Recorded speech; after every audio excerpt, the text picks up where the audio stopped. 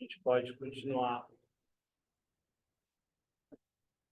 praticando o nosso objeto de meditação. Enquanto a gente ouve umas breves reflexões.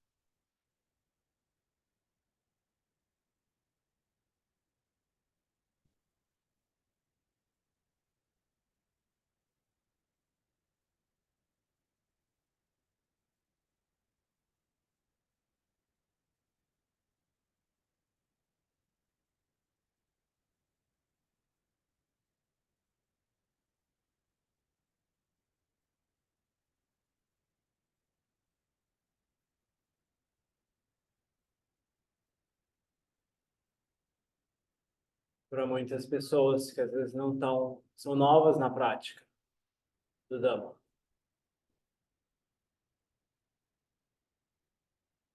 Ou às vezes que não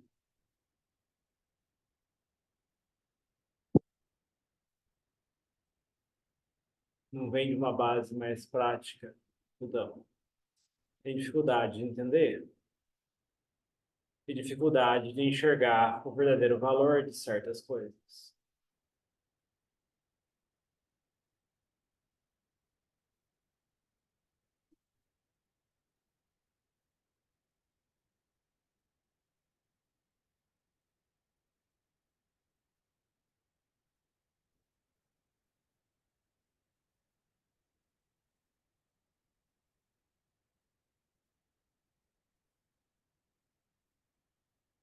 A tradição de floresta, ela tem tem características austeras. Não ser uma coisa muito açucarada. E colocar a gente de frente com a realidade das quelezas. Fazer a gente enfrentar essas quelezas, essas impurezas mentais. Porque a maioria das pessoas, elas nem sabem o que são as impurezas mentais. Simplesmente seguem o que acontece na mente e por aí vai. E aquilo que surge na mente delas é elas, vem delas. É a vontade delas, é o livre-arbítrio delas.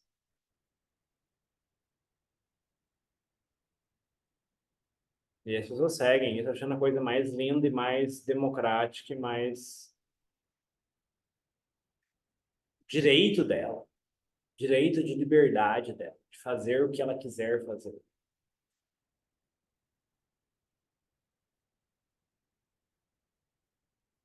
E aí vem o Buda falar que isso é um grande engano.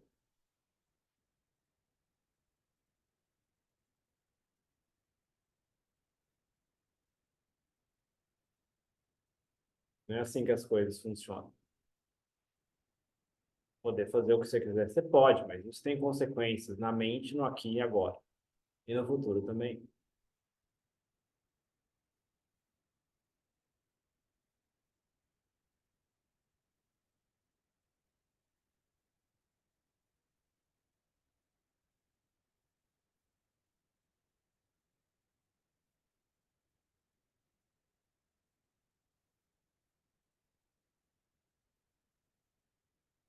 É como se a gente fosse um...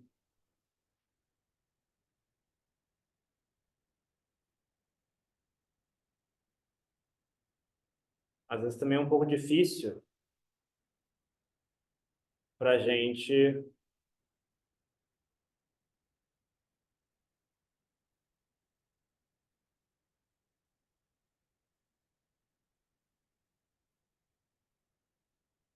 enxergar o benefício dessas práticas de renúncia. Abrir mão da tarde para vir praticar. Ou então tomar preceitos mais estritos com relação à alimentação e entretenimento.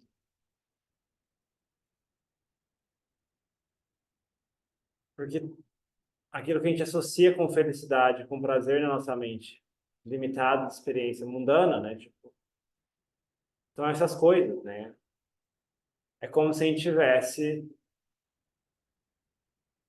fosse uma larva de mosca, né? Que nasceu num monte de estrume. Tudo que a gente comeu a nossa vida inteira foi estrume. Então aquilo é a maior delícia. Não existe nada além de estrume.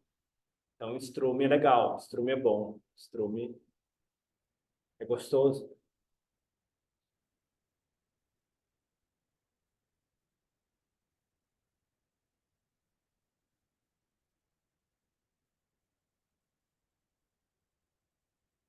Mas o Buda, os praticantes do passado, todos falam que existe algo além disso. Que existe felicidade superior a isso. Que a felicidade superior a esses prazeres sensoriais proporciona.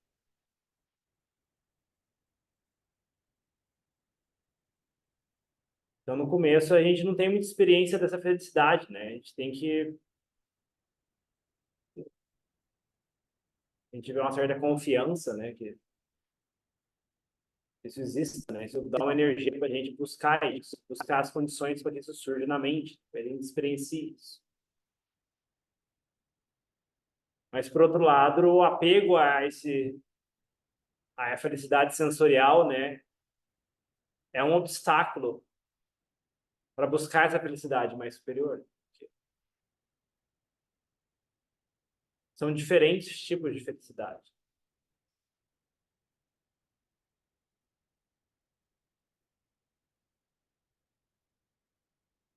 E um é meio contraditório com o outro.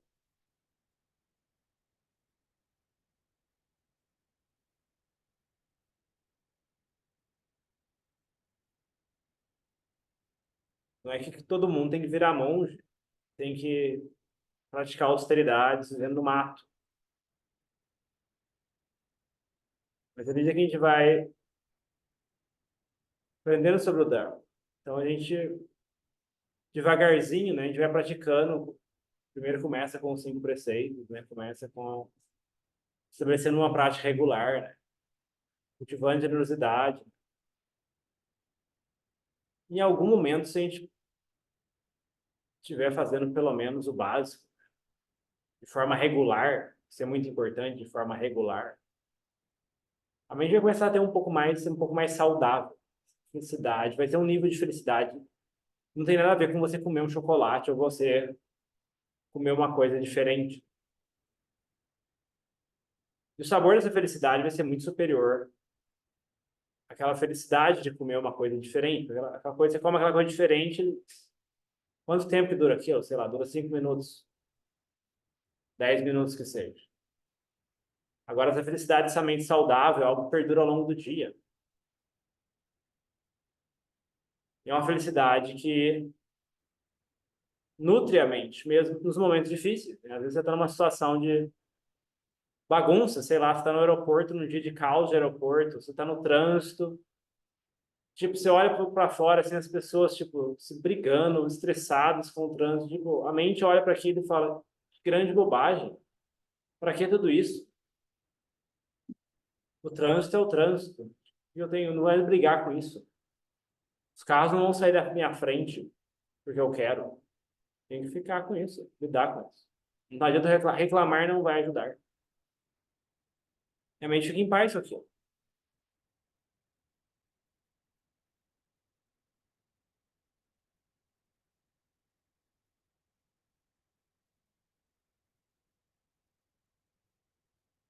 Ou então, às vezes, a gente pratica meditação, e a mente se pacifica de uma certa forma que, tipo, por 3 dias e 3 noites, aquela felicidade continua na mente, de forma contínua.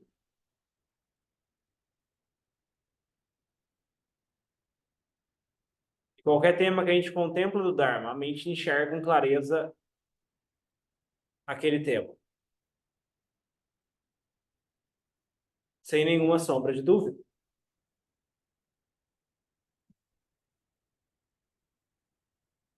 E nada abala a mente.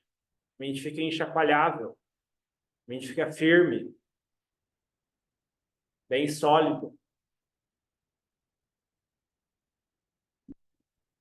Alguém pode dar uma notícia bem pesada e a mente nem mexe.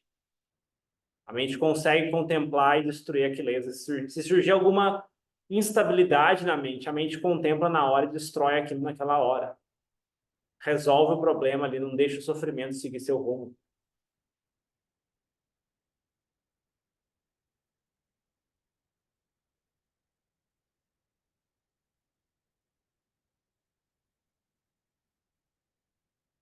Essas coisas existem.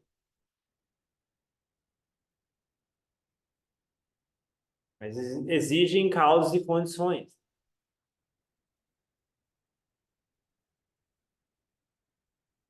Você vê, tem a ver com renúncia. A gente está muito preso nos prazeres sensoriais, né? Mas é difícil experienciar esse tipo de felicidade. Porque a mente presa no sensorial está presa na instabilidade. Está presa em, tipo, essas sensações que surgem e desaparecem o tempo todo. Quando está quente, você sente calor, você fica incomodado. Quando está muito frio, você sente frio, você fica incomodado. O corpo sempre está sendo bombardeado por diferentes sensações o tempo todo.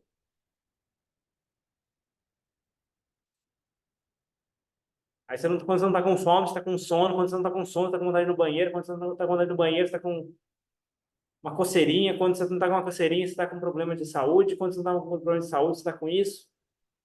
Alguém falou uma coisa agradável, pronto, você ficou abalado com isso. É tudo farinha do mesmo saco. É tudo vem de apego ao sensorial, apego muito forte ao sensorial. Então, para construir, para experienciar essa felicidade um pouco mais refinada, a gente tem que experimentar, começar a experimentar, abrir mão um pouco mais do sensorial. Isso vai dar abertura para a mente poder experienciar algo.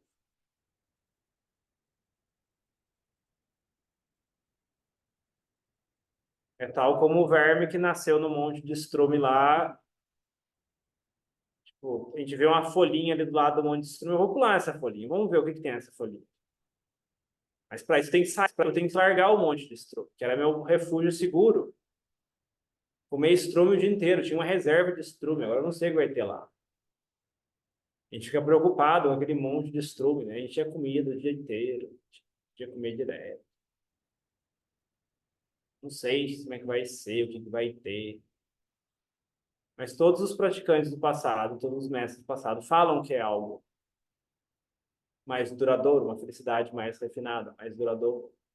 Não estamos nem falando de nibbana, né? Estamos falando só de tipo uma mente mais saudável, uma mente mais saudável, mais estável, mais firme. Não precisa pensar muito longo. Uma mente que consegue resolver os problemas quando eles acontecem, né? Sem.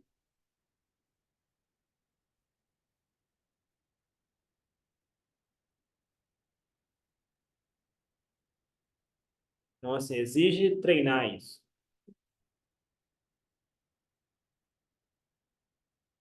Pelo menos num certo grau. De vez em quando toma os 8 preceitos, né? De vez em quando toma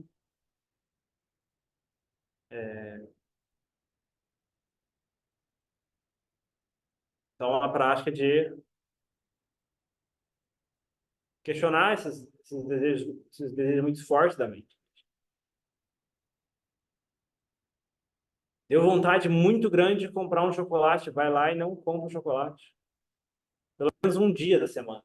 Começa assim, não precisa falar que, tipo, não, nunca mais vou comer chocolate. Toma ditando de que pelo menos uma vez quando surgir esse desejo, pelo menos uma vez na semana eu não vou seguir. E ver o efeito que tem na mente. Então você tem que pegar e sair um pouco do estrume e começar a olhar o que tem fora. Senão a gente vai viver no estrume, né? O resto da vida.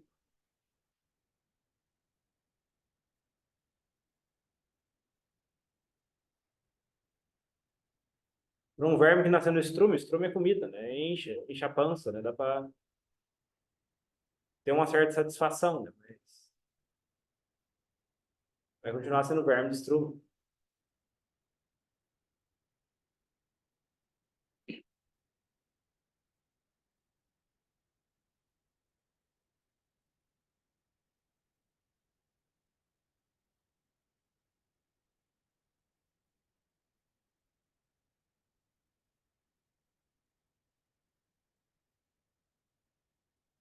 Então você vê, não é só automortificação, não é tortura, não é privação sem sabedoria. É enfraquecer o apego ao sensorial para poder permitir que a mente experiencie níveis mais sutis.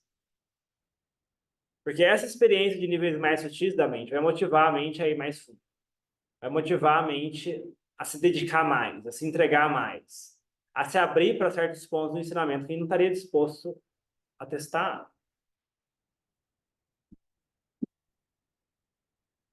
Mesmo como monge novo, eu lembro que quando tinha chego, né, bem na época do Vassa, né, o pessoal tava falando de práticas austeras, tipo, meu Deus, já viramos monge, né, tipo, para que é isso ainda, né? Se automortificação, o pessoal coisa do ego, né, a mente vem com todas as desculpas, né? O pessoal quer se exibir, competição, você aí não entende direito ainda o que é aquilo, não vê valor nessas coisas. Tudo bem, deixa de lado isso e vai praticando, né? Deixa essas peças do quebra-cabeça que não encaixam de lado. A gente vai praticando e depois de um tempo a gente vê, nossa, aquilo tem muito valor, aquilo é útil. Por mais que possa ser difícil, né? Tem um efeito positivo na mente, né? No longo termo. E a mente fica aberta, aquela mente que era fechada a testar essas coisas começa a ficar mais aberta. Então você vê como que a delusão é uma coisa que gradualmente a gente vai tornando mais podando, né? E atravessando essa delusão.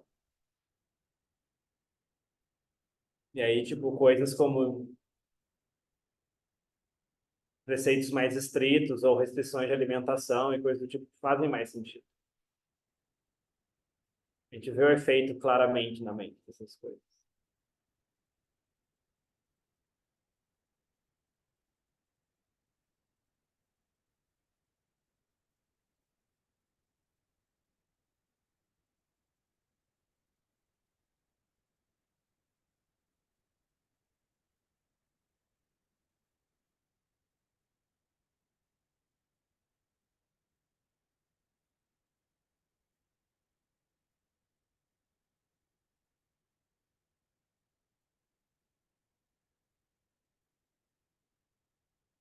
O problema é que, tipo, o que motiva a mente a buscar esses prazeres sensoriais?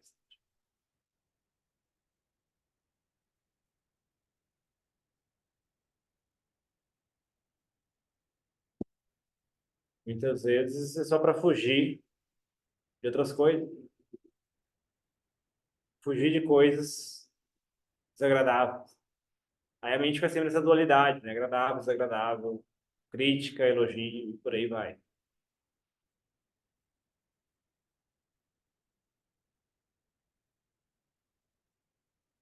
E como é que a mente vai ter estabilidade se ela fica para lá e para cá? Como é que ela vai ter firmeza?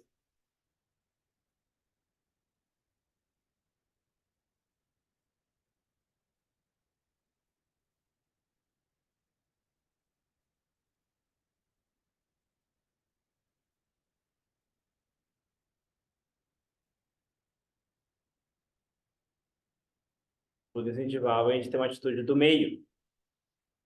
A mente começou a ir para o lado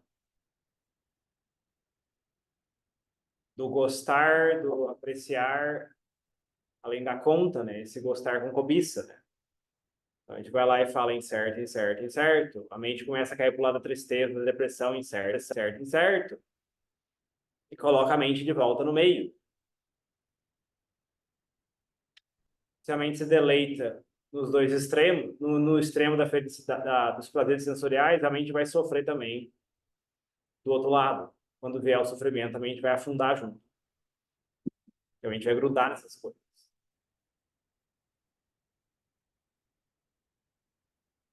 Então a gente tem que pegar e fazer essas coisas, pegar, experimentar, testar e trabalhar com a mente. Simplesmente acreditar em nada. Não vai resolver nada, só acreditar.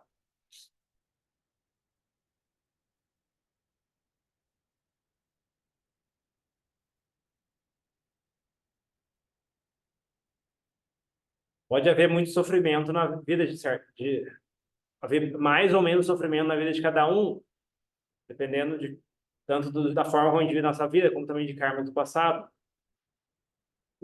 Mas simplesmente não olhar para isso, fugir disso, simplesmente se esconder em tipo, nossa vida tá uma bagunça, então vou simplesmente comer em restaurantes caros a semana toda Depois, quando eu voltar em casa, tipo, eu aguento aqueles problemas, que eu nunca resolvo. Ou então eu vou esconder minha vida pode ser um caos, minha mente pode ser depressiva, mas eu vou em todas as festas que tem para eu parecer uma pessoa legal e eu ficar bonito no Instagram. Ele pode ser um lixo. A gente vai lá e posta no Instagram como se fosse uma coisa perfeita.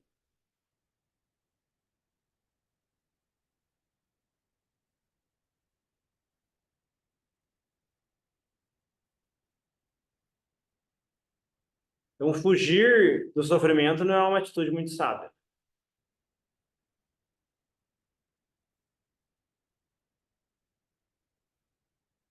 O Buda não incentivava simplesmente fugir ou cair no extremo também de, tipo, falar que você não vai poder comer com chocolate. Tem que ter sabedoria.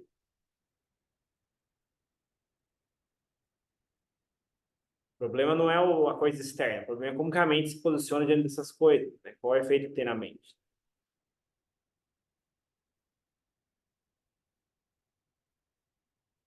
Tomar cuidado. Como praticante, a gente não busca mais sofrimento. A gente está buscando diminuir o sofrimento da mente. Mas para isso a gente tem que envolve, né? Tentar, pelo menos de vez em quando, essa prática de abrir mão de certos prazeres sensoriais. No começo pode ter uma resistência, a mente pode ter muita resistência. Mas tem que testar. Eu fico com o convite de testar. Todo mundo que já.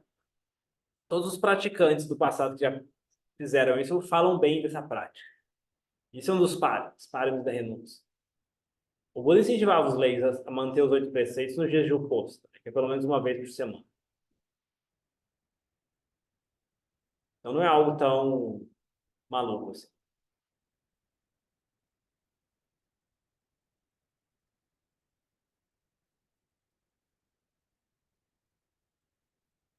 Mas as quelezas vão inventar historinha. Falar, não, esse budismo é muito austero. Imagina, ele não pode nem comer chocolate, ele não pode comer à noite, essas coisas aí. Tipo,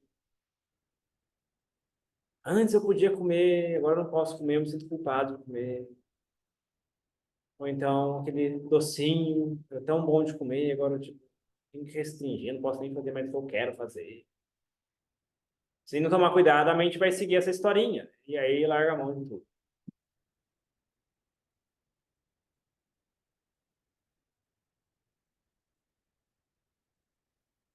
Mas também, quando surgir felicidade na meditação, surgir paz na meditação, a mente ficar muito pacífica, né? Na mesma hora, né? Tomar cuidado, né? Se a mente segurar ali, depois a mente vai cair. Porque isso também é condicionado. Isso não é nibbana. Isso é uma pacificação e depende de uma série de condições. Então, insert, insert, insert. Lembre a mente. Insert, insert, insert. Insert, insert, insert. Insert, insert, insert. Não vai durar para sempre. Não vai durar para sempre. Se a mente ficar no meio e não se agitar com isso, a mente, não é que a mente vai perder isso. A gente vai saber lidar com isso de forma hábil. Tipo, quando estiver bem, quando não estiver, amém. Minha tarefa aqui não é ficar experienciando um estado mental lindo e perfeito. Nossa tarefa como praticante é praticar. E praticar não tem nada a ver com se a mente está feliz e radiante ou se a mente está no poço do inferno. Prática é a mente estar presente naquilo que está acontecendo. Né? Se a mente está no inferno, a gente está presente no inferno. Se a mente está no paraíso, a gente está presente no paraíso. Ah, não, quando a mente está no inferno, então eu vou, sei lá, vou assistir um filme. Então. Quando a mente está no paraíso, então não vou nem. Fico mais uma semana sem praticar, sumo 3 semanas do mosteiro, sumo 3 semanas do centro de prática. Eu estou no paraíso agora. Não é a atitude correta. A atitude mais adequada é a atitude regular. Tipo, não ficar abalado, não deixar essas coisas mudar a nossa rotina, essa regularidade da prática. Se está bem, a gente pratica, se não está bem, a gente pratica.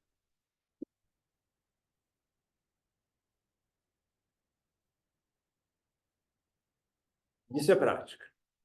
Como diria o Adianchar, né? Se a gente ainda está seguindo gosto e desgosto, né? Ele nem começou a praticar o Dharma. Então, assim, quando a mente está com desgosto, né? A gente não pratica. Quando a mente está gostando de praticar, a gente pratica. Aí vira uma bagunça. Não vai para lugar nenhum.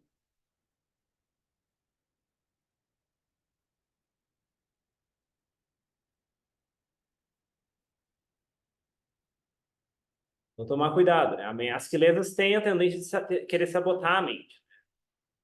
Apega a felicidade, surge da meditação, depois a gente sofre também, mas isso faz parte. Né? Natural que a mente tinha esse hábito, né? Antes ela estava habituada a comer estrume. Aí ela experiencia, sei lá, comer uma folha. Nossa, que legal, uma folha. É tão mais saudável, é tão menos tóxico. O aroma é tão mais natural, mais puro, isso e aquilo. Fica encantada, fantasiada com aquilo. Então é natural que tenha esse apego a essas coisas, esse tipo de felicidade mais sutil que surge da mente. E realmente vai sofrer também depois por causa disso. Mas com o tempo a gente vai lidando com isso também. E a mente vai subindo de nível. Mas é natural que a mente tenha essa tendência, né? A pegar esse tipo de felicidade mais sutil. Você vê, é um apego que motiva aí, dá motivação, né? Pra gente ir além. Deve ter coisas melhor, mais sutis ainda, além disso. Colocar mais esforço na prática. Pra gente vir e sacrificar à tarde, né? Apesar de ser um lugar quente, sem ar-condicionado, tipo, o telhado é bem quente, né? A circulação de ar é muito boa. A gente vem, pratica, lida com as dificuldades, né? Muita gente não entende isso. Qual o propósito de ficar 6 horas? Meditação, 1 hora já relaxei. Então, não vai muito longe na prática. Tem que sair um pouco da zona de conforto. Você vê, quando a gente sai da zona de conforto e vê o benefício disso, isso motiva a gente a sair ainda mais da zona de conforto. Então você vê, as pessoas não são bobas, né? Não é que as pessoas são pessimistas, depressivas, elas querem ficar sofrendo e se auto-torturando.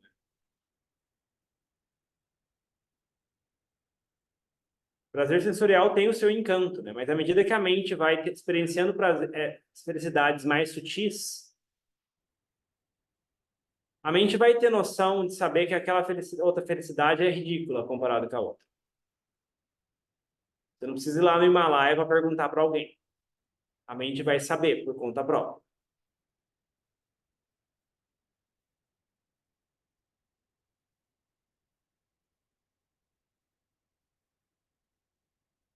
Uma vez o Adilson Chato usou o termo tipo comida de preso.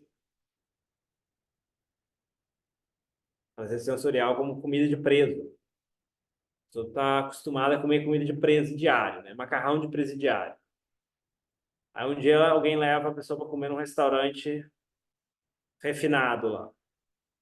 Nossa, isso é comida? Que interessante. Tipo, nossa, aquela comida era uma porcaria, né? Realmente aquela comida da prisão era uma porcaria.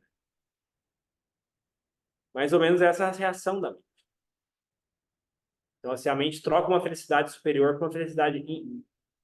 Troca a felicidade inferior por uma felicidade superior. E sem muita resistência. Né? Vai ficar mais motivada. Tipo, nossa, como a gente não via isso? Que a delusão é isso mesmo, né? Como se a gente estivesse preso num aquário, né? A gente não quer sair do aquário. Medo de, ai, o que tem do lado de fora do aquário.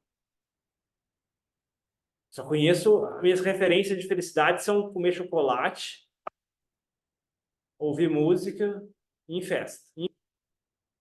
Essas são as referências de felicidade que a maioria das pessoas tem em mente. Elas não conhecem a felicidade de uma mente pacífica. Se elas tivessem pelo menos um grau de experiência disso, né, isso já seria, motivaria elas a buscar algo além daqui. Você vê como tem várias camadas de impurezas que tampam essas coisas, as pessoas não enxergam. É paciência, tem muito o que fazer. Poder converter as pessoas. Você vê, depende da confiança da pessoa, de que exista algo. Se eu não tiver essa motivação e essa confiança inicial de que exista algo superior àquilo, né? A pessoa não vai ter energia e disposição para sair disso.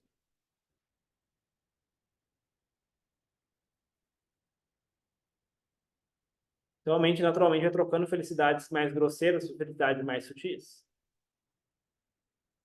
Ninguém está se auto-torturando. Fisicamente, pode parecer austero, né? Mas mentalmente, a mente está mais feliz, mais pacífica. Apesar de ser quente, apesar de ser muito quente num dia ou muito frio, a mente ainda fala. A mente pode estar no meio de um dia bagunçado, num lugar bagunçado, mas a mente não se bagunça. Isso é uma grande riqueza. É algo que você não tem como comprar. Não tem como você apertar um botão, tomar um remédio. Experienciar isso. É algo que depende de muitas causas e condições internas. Mas vale a pena.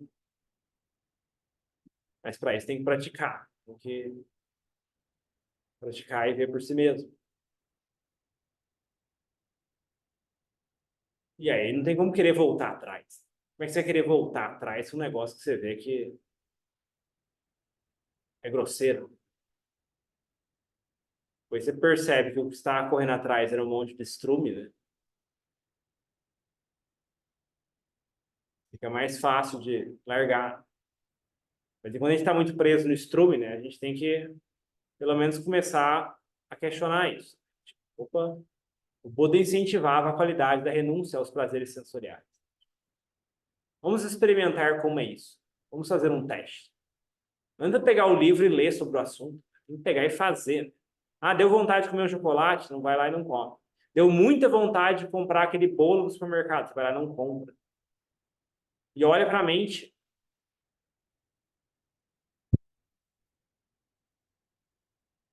O que pode acontecer é a mente surgir frustração, né? Surgir raiva, né? A gente achava uma pessoa muito calma, uma pessoa muito tranquila, uma pessoa muito isso, mas simplesmente estava só alimentando os monstrinhos, né? Enquanto você está alimentando os monstrinhos todo dia, o monstrinho faz birra e você vai lá e dá. Aí você vai lá um dia e não alimenta o monstrinho. O que ele faz? Ele faz birra, é que nem criança. Todo dia você vai no supermercado, você compra um doce especial para criança. Aí um outro dia você vai lá e fala, eu não vou dar o doce. O que a criança faz? Ela deita no chão, ela rola, ela esguela. Eu quero doce. Preciso de doce. O budismo é isso, o budismo é aquilo. Aí começa a acusar todo mundo em volta, né? Tipo, a mente vira uma... Não gosta de mim, né? Tipo, o budismo é austero, esses monges são austeros, a tradição de floresta é austero, o Theravada é austero. Começa a culpar os outros, começa a ficar com raiva, rancoroso. Aí que a gente começa a ver o tanto de aquileza que a gente tem dentro. Né? Você vê, enquanto você está alimentando o monstro, ele não mostra as caras, né? Vai deixar o monstro sem comida para ver. Aí a gente começa a ver o quanto de raiva que tem na mente. Você vê, quando você começa a praticar a renúncia, a raiva vem junto, a frustração vem junto. Assim, lidar com a raiva, lidar com a aversão. Não é que a aversão não estava lá e ela surgiu porque você não comeu o doce. Ou que a culpa da aversão ter surgido é você ter... Ah, não, melhor eu voltar lá no supermercado e comprar o bolo, porque senão eu vou ficar com muita raiva, né? Eu vou machucar alguém. Não, você tem que olhar para a mente e olhar para essa raiva. Ok, agora o problema é a raiva, então eu vou lidar com a raiva. Então você não tem medo da mente. Lidar com o que está surgindo. E é natural que, por exemplo, as quilesas, quando você poda uma saída das quilesas, elas vão para outra. Né? Tipo, você poda a quilesa dos sonos, por exemplo, elimina do sono. Você poda a quilesa da comida, restringindo certos alimentos. É natural que a mente vai para o lado da raiva. Né? Que, tipo, cobiça e raiva são dois extremos. Né? Você poda as quilesas de um lado, a mente vai tender para esse para o outro. Você pode ter uma raiva assim absurda, né? Querer matar alguém, né? Tipo, não, realmente quero matar alguém. Pelo menos mentalmente, né? Realmente aquela pessoa é muito chata. Uma pessoa insuportável. Então, assim, isso vem com a prática. Você vê como que não é um sintoma de que a mente está indo numa direção errada, né? Mas é um sintoma que a gente está praticando. Não que a gente deva soltar essa raiva, não. Deve conter essa raiva. E lidar com ela da forma mais rápida possível. Mas não ter medo dela também. Né? Tipo, também não recuar diante dela. Porque também é outra forma de birra da mente. É tipo, a mente, as chilenas querendo te assustar, né? É, viu? Você não comprou o bolinho, aí você vai ficar com raiva, você vai ficar muito irritado, você vai ficar muito bravo. E aí você não vai ter mais amiguinhos. Então você tem melhor você comer o próprio bolinho pra gente, tá bom? Então, assim, a mente vai vir com todas umas historinhas. E aí, dependendo da nossa sabedoria, a gente pode cair ou não.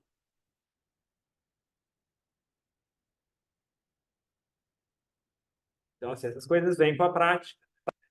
Então, assim, não ter medo das adversidades. Ter cante, ter paciência,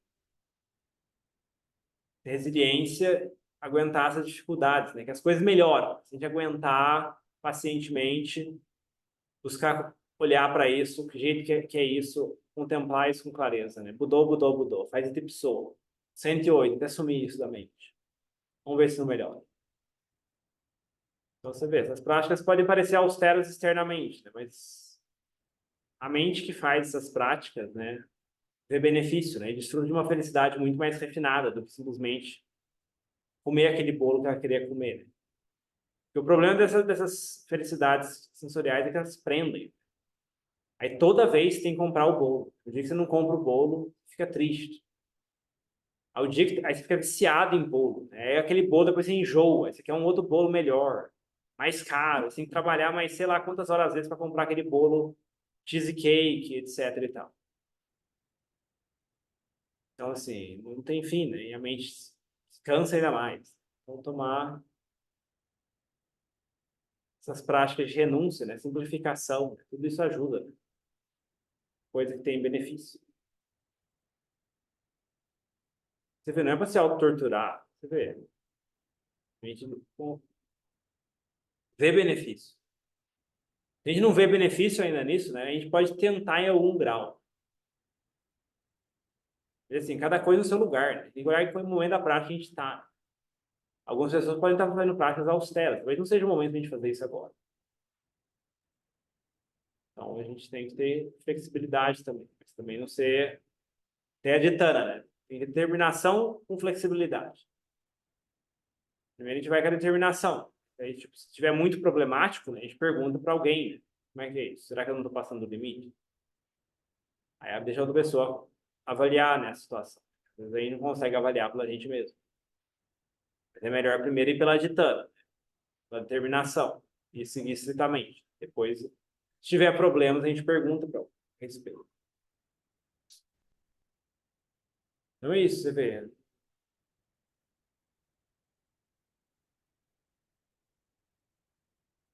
gente toma essas práticas buscando uma felicidade mais refinada, vendo benefícios de felicidades mais refinadas. Não é simplesmente para tormentar o corpo ou ficar se deleitando no prazer de se auto-torturar.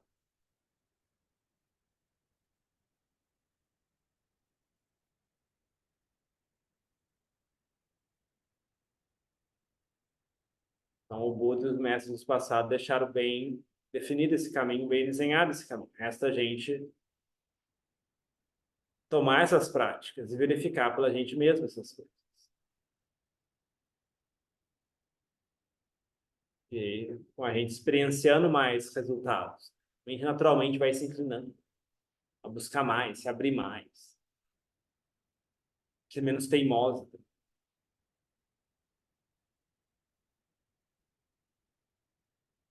Mas isso vem com o tempo, tem que ter paciência. Aí chega esse convite de pegar e praticar a renúncia. Procurar oportunidades para praticar a renúncia. Tem alguns exemplos, né? Mas a gente usa a nossa criatividade também. Onde quer que cobiça surge muito forte na mente, tente praticar com isso. Exemplo. Outro exemplo, a pessoa que tem problema com compra, né? Compra impulsiva. Quer muito comprar aquela coisa? Não. Não vai lá na loja online e já compra, não. Coloca numa listinha e fala, daqui uma semana eu olho de novo. Se é realmente tão necessários. E muita gente vai ver que nem precisava tanto daquilo. Era só uma coisa momentânea. Não, eu realmente preciso comprar isso. Não deixa de molho as coisas. E a gente vai vendo quanto que a gente está sendo enganado pela própria mente. Né? Isso que é o mais Acho que é o que mais motiva a gente a tomar essas práticas. A gente começa a ver o quanto que a gente era bobo, né? Quanto de coisa que a gente seguia a nossa mente, né? Com ideias tortas, né? Que a gente estava sendo mal direcionado. Aí quem não confia nessas ideias mesmo, né? A gente fica, não, isso não sou eu. Isso não sou eu. Essa ideia não era minha. Essa era uma ideia sabotada. Coisa que é sabotar a minha mente. Comprar tal coisa. Então, não seguir desidentifica a mente dessas tendências. Enfraquece esses hábitos. E a gente fica menos oprimido por essas coisas.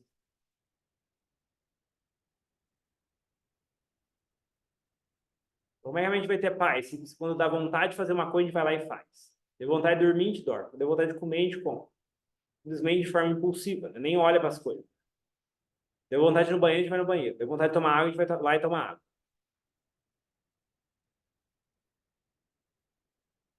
Começa a olhar para essas coisas. Deu vontade de tomar água? Opa, que meia hora eu tomo. Vai, não vou morrer. De jeito que é isso? É realmente vontade de tomar água? Realmente eu vou morrer de sede se eu não tomar água agora? Você começa a questionar essas coisas. A gente vai começar a ver, possivelmente, que, tipo, tem muita coisa estranha, aleatória na mente acontecendo, que a gente pega e segue e alimenta esses hábitos da mente. Então, colocar regras, né? Colocar disciplina, né? Ajuda. Então, fica o convite de experimentar essas coisas, né? Para treinar a renúncia, né? Nekama para mim. Podemos não ter interesse em vida monástica, podemos não ter interesse em ser monge, podemos não ter interesse em ser bodhisattva, ou praticar para se tornar um Buda. Mas essa prática é útil mesmo para quem não tem tais interesses. A gente busca cultivar a mente em níveis mais profundos. Então fica o convite de testar e experimentar essas coisas.